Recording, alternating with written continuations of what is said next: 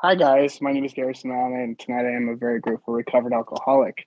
My sobriety date is March 18th of 2017. I have a home group. It is the Ashland Young People's Meeting. We meet Wednesday nights at 7 o'clock, which is about 15 minutes from now.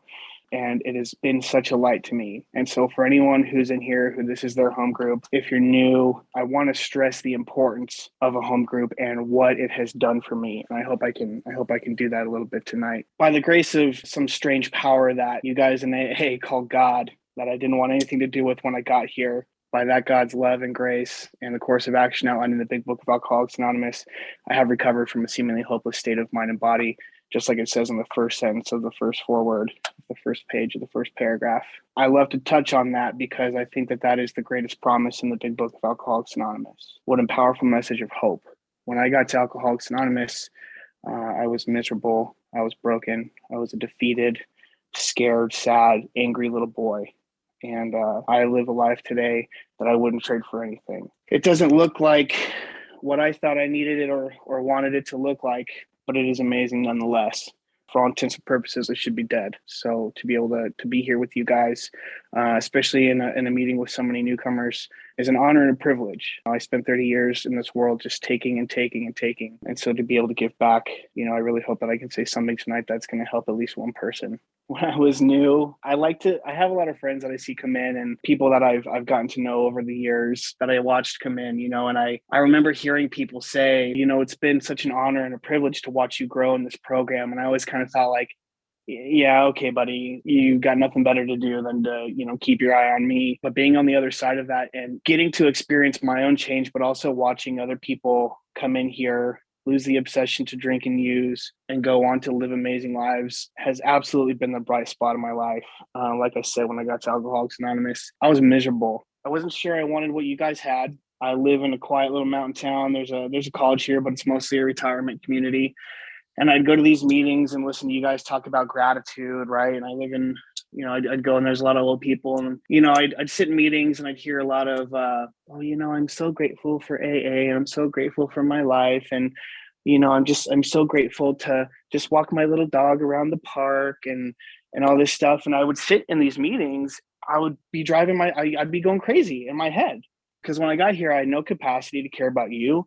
I certainly had no capacity to care about your dog or your little walks to the park. I just wanted to be okay. And there was a lot of sitting in meetings and not really, I didn't get a lot of, I don't want to badmouth meetings because I'm not. This is my experience, right? And if my experience doesn't match up with yours, like that's okay. The coolest thing in Alcoholics Anonymous is that we all get to have our own experience with the meetings, with the literature, with God, with a higher power. But for me, I sat in a lot of meetings, and there was meetings that I left feeling worse than when I got there. I heard you guys talk a lot about a lot of things that didn't have anything to do with helping me quitting drinking. When I got to AA, I knew I was an alcoholic, but I didn't really understand what it meant to be an alcoholic. I called myself an alcoholic for a long time. I wore it like a badge of honor, but I didn't really buy the fact that it was a disease. You guys called it an allergy. I was like, what a cop out, because you can't handle your liquor like I can. But as I started to get into the literature and I really got to learn what it meant to be an alcoholic, my perspective started to change. You can't give anyone a life story in 20 minutes, so I'm not even going to attempt it. What I can tell you about my life is that by the time I got to Alcoholics Anonymous when I was 30 years old, I had been through and experienced the majority and like the full gamut of the things that we talk about in Alcoholics Anonymous. I lost my family. I got divorced. She took my daughter. I lost my career. I lost my freedom. I lost my health. I lost my sanity. I hit a pretty bad bottom for a long time. At my home group in the preamble, because it's a young people's meeting, we have it in there. It says, we have these young people's meetings so that the newcomer doesn't have to endure years of drinking and loss of freedom, family, finance, health. The running joke is too late. That's what it took for me to make it to these rooms. When I got here, man, I was hopeless. I was hopeless. And for me, how I define hopeless today is beyond human aid. I had tried a lot of things to be sober. I had tried a lot of the things that it talks about more about alcoholism, trying to do exercise, trying not to drink alone, trying not to drink at home, only drinking when going here, only when drinking when going here, trying all these things, switching from vodka to whiskey because who drinks scotch or brandy? And none of that stuff worked. None of that stuff worked for me. When I finally checked myself into a rehab at age 30, I had just Googled rehabs, and The first one that popped up was like a celebrity equestrian horse camp rehab, and I didn't go to that because I'm not a millionaire. And I wound up going to the second one that popped up, having no idea it was a 12-step facility. All I knew about AA when I got here was what I'd seen on TV, and it was a bunch of old dudes in a church basement smoking cigarettes, drinking shitty coffee, and complaining about their wives. And I was really scared that that's what AA was going to be. And I can tell you what, that's not what my life looks like today. But I got there, and they told me to keep getting bloated until I got there. So I ran with that. I was pretty drunk when I got there. And I remember going into the intake room. It was kind of like that Charlie Brown thing. This lady was talking at me and it was just like, want, God. Want, God. Want. And I said, lady, I gotta stop you right there. I don't mess with God. She was like, do you know where you are? And she kind of pointed to your guys' staircase on the wall. And I'm trying to look up there and read it. And I got to cover one eye so I can see straight. And it was the same thing. It was like squiggle, God, squiggle. Turn my life and my will over to God. And my heart sank.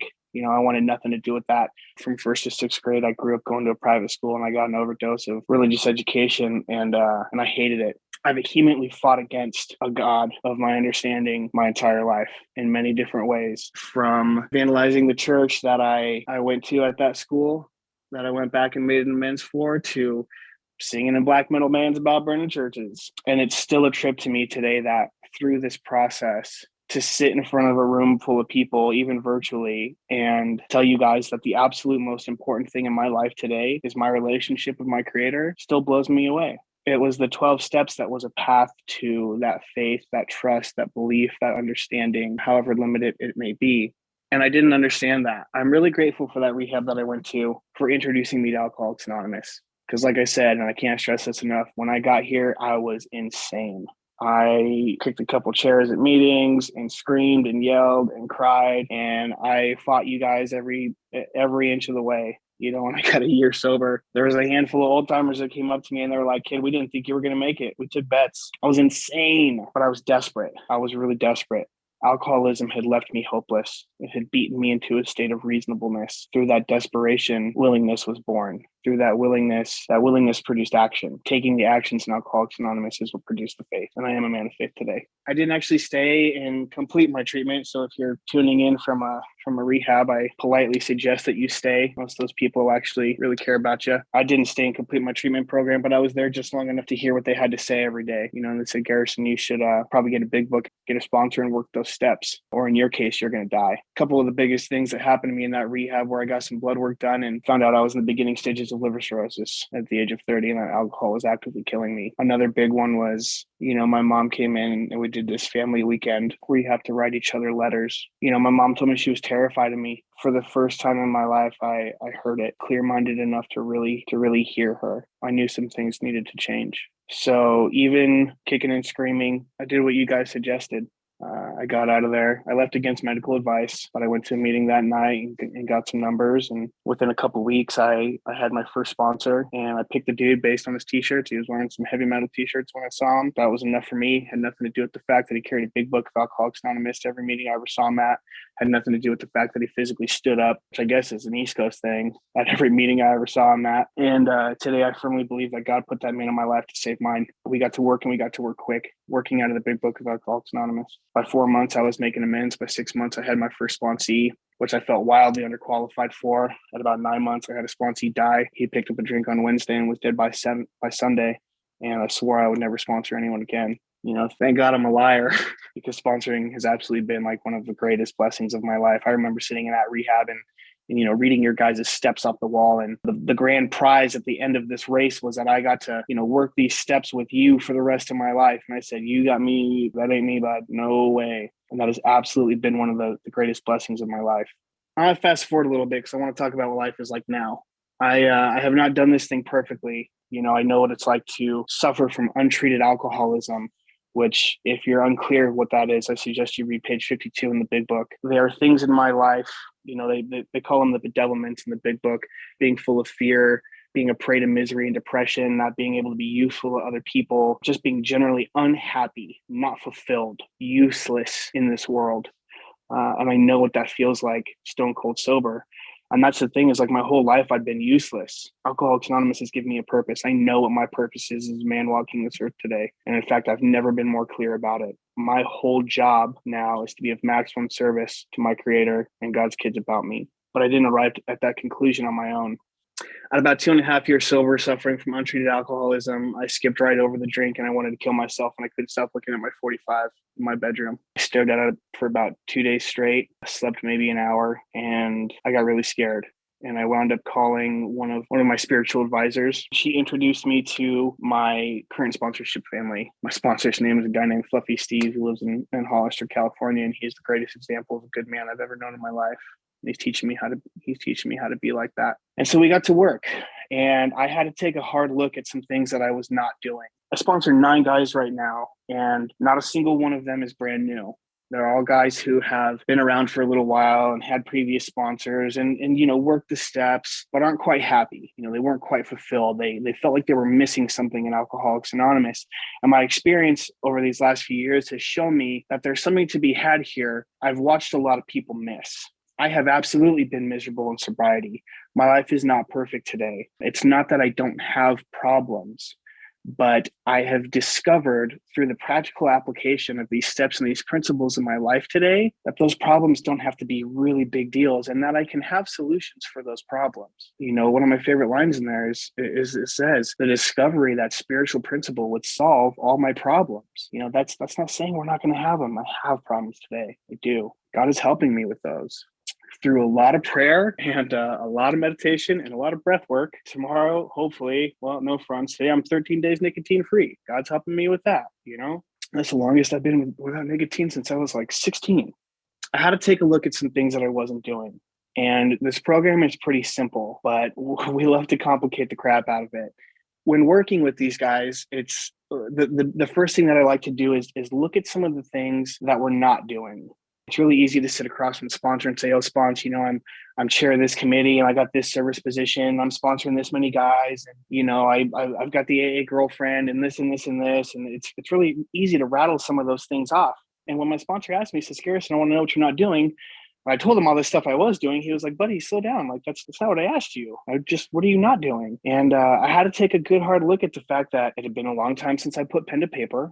I wasn't current with my inventory. There was a couple of big amends that I was sitting on that I was flat out unwilling to make. I wasn't doing anything with 10 and 11. I thought it was funny when I said, "Oh, you mean the extra credit steps?" And he didn't think that was very funny. And there was a lot more I could have been doing for my sponsees in 12. Right there, 4, 9, 10, 11, 12, that's 5 out of 12. That's almost half the steps that I wasn't doing, sitting around wondering why I wasn't happy. It's a pretty simple equation. And so with my previous sponsors, I've always been attracted to the big book of AA. And my first couple sponsors, they taught me a lot about the academics of the big book. It was really important to read pages 84 to 88 every day, but I wasn't doing what it said on those pages. And the coolest thing that my current sponsor has taught me and is teaching me is the mechanics of the big book. How do I apply these principles to my life in a practical way that is going to bring about the effects produced, that the authors promise us are going to be produced? One of my absolute favorite, I don't know, we can call it a promise or just a quote or whatever, but to me, this sums up the effects produced by the successful consummation of this process. It says, "The great fact is just this and nothing less, that we have had deep and effective spiritual experiences which have revolutionized our whole attitude toward life, toward our fellows, and towards God's universe. The central fact of our lives today is the absolute certainty that our Creator has entered into our hearts and lives in a way which is indeed miraculous. He has commenced to accomplish those things for us which we can never do by ourselves." To have my whole life revolutionized, the way I feel, the way I think, the way I act, who I am fundamentally as a person, all of those things needed drastic and revolutionary changes. And through the practical application of these steps into my life, that happened. And it didn't happen in my first year. It didn't happen with my first 2 sponsors. It didn't happen with my first couple sets of steps. It happened when I really took a hard look at the directions, the clear-cut directions in the big book. On page 17, the first thing, it says, "We have a way out on which we can absolutely agree." The first 100 recovered alcoholics who wrote this book, did this thing the same way and they got the same result and they got well. They recovered. That's what I wanted. It uses the word recovered over and over and over again. And when I first heard that, I thought that meant cured. And I was kind of like, oh, I don't like that. I don't think you can be cured of this thing, and you can't. But my obsession to drink and use is gone. I'm not triggered anymore. I mean, I'm a real alcoholic. Like, waking up for me was a trigger. Breathing air is a trigger. Every woman ever is a trigger for me to drink. Those things, I haven't thought about drinking in a long time, you guys. I remember the first time that I really realized that. I was like right in between like 3 and 4 months. And we went to this thing on a Saturday and someone was talking about drinking. And in that moment, I had realized that I hadn't thought about drinking in 4 days. I hadn't thought about taking a drink or not taking a drink in 4 days. And I realized that maybe you guys aren't full of it.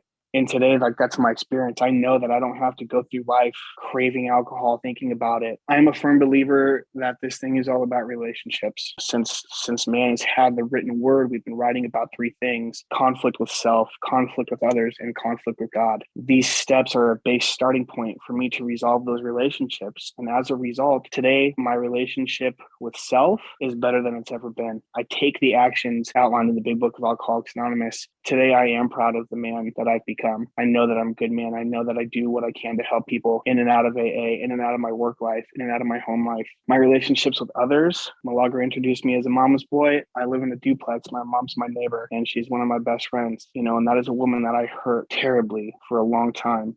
I was a very absent father for a long time, and I can't talk about it without getting choked up, man. My daughter just turned 14 in May, and she loves me for whatever reason. She still wants me in her life. One of the biggest wins, man, is she came to my home group about a month ago, not because she thinks she needs to be there, but just because she wanted to come. At the end of it, she bawled her eyes out and she grabbed me and she said, "I'm so proud of you and I love you so much." That's all the evidence that I need that this works. I'm in my first healthy relationship ever with a woman that I absolutely adore, who, for whatever reason, is crazy about me. One of these days her denial is going to break and she'll figure out who I really am and send for her things. And I'm capable of having these relationships today and growing. And my relationship with God, my cheesy joke for that is, God must have terrible taste in men because God is crazy about me. And God doesn't love me any more than he loves any one of you. I'll end with this. When I was new, I remember there was one night I just completely took a meeting hostage and vomited all over the meeting space, not physically, but verbally. And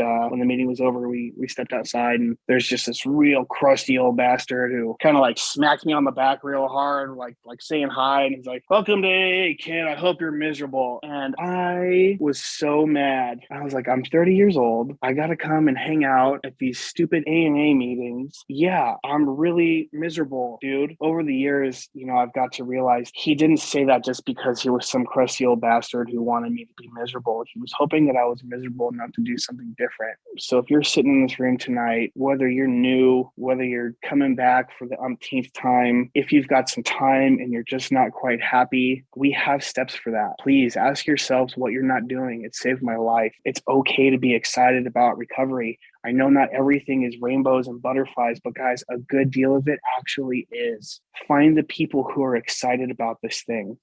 If I've given you the impression that when I got to Alcoholics Anonymous, I wanted to be a book nerd about some book that was written in 1939 that I didn't think had anything to do with my problems, I can assure you that was not the case. Find the people who are excited about AA. Find the people who are excited about the book. Find the people who, when you get to meetings, are laughing and smiling because they have found something here the same way I have. And they've shown that to me, and I love showing it to other people. If you're new, coming back, or got some time and you're miserable, good. I hope you're miserable enough to do something different.